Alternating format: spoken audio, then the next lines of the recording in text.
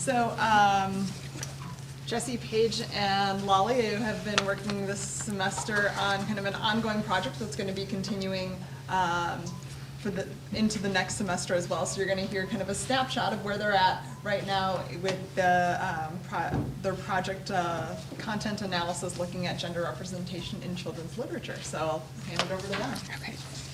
Thank you. So I am Jessica, and at the beginning of the semester, Emily approached us and asked us if we'd like to be part of an honors project.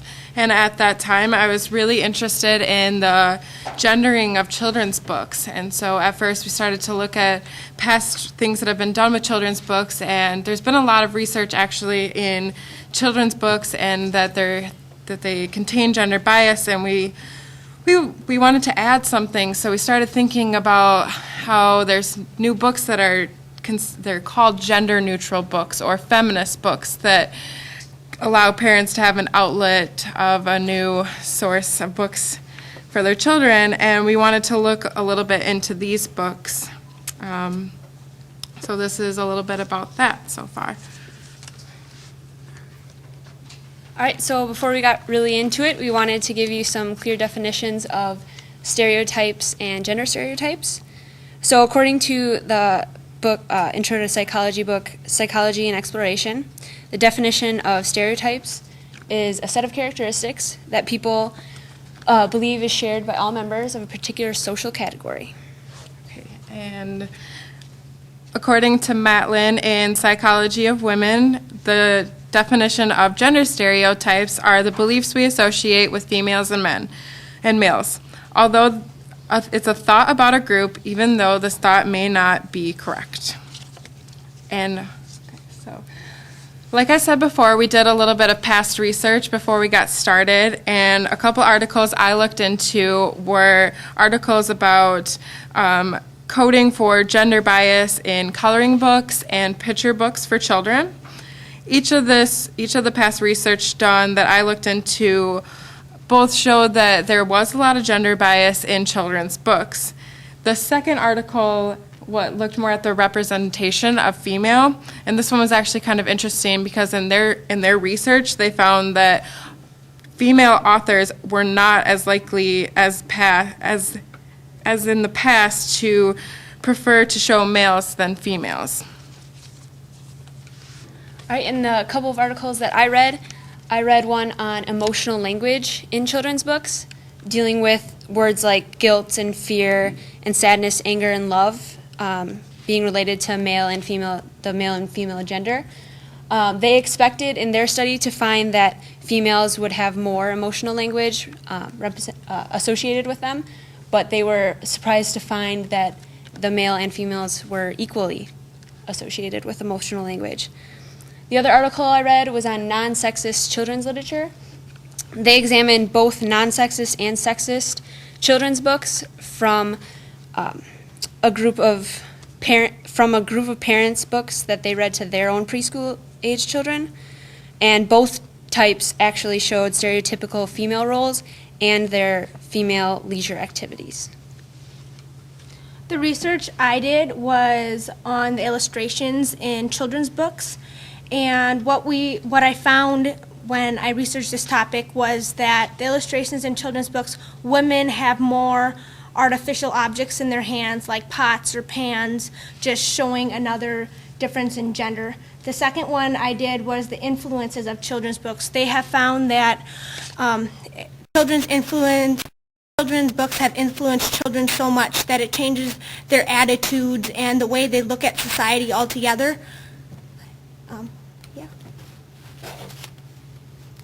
So there's a couple implications of gender stereotypes and of gender representation.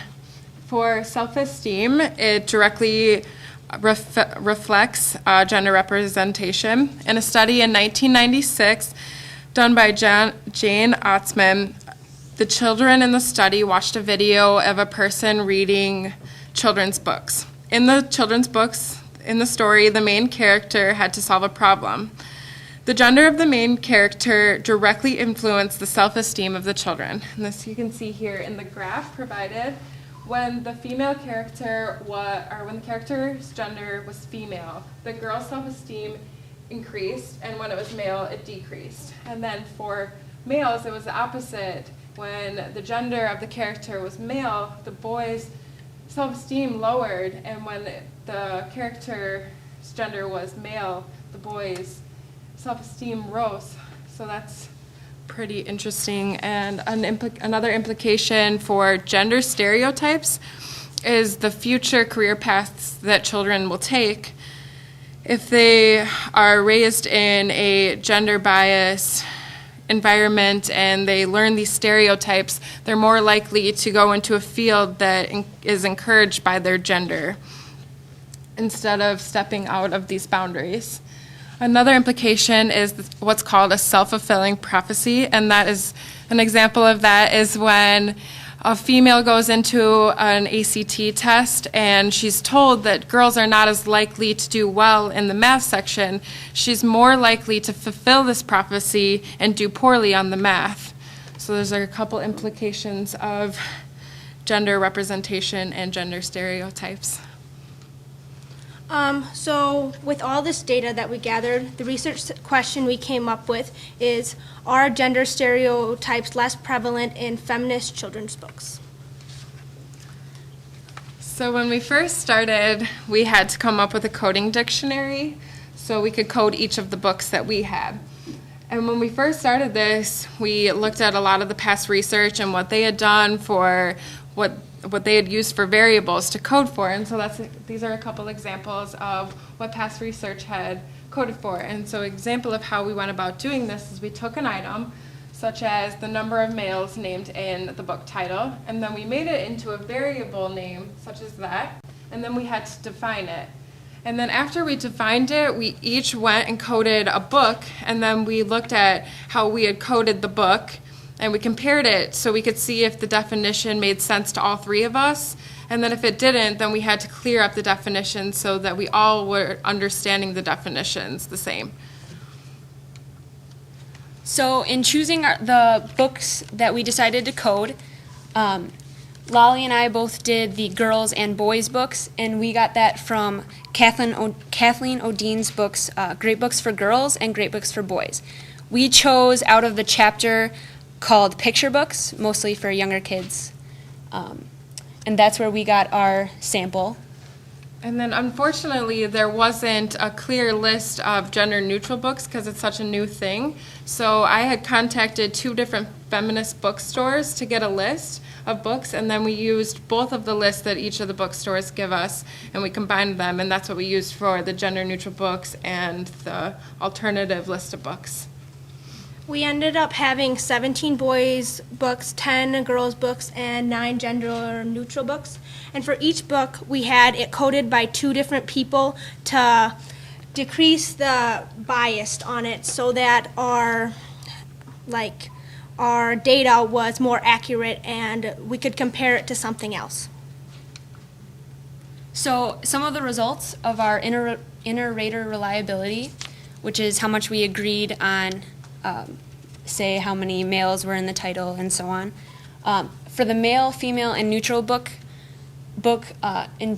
title, we were at a 92.7% agreement rate, and for the main character, we were at 78%.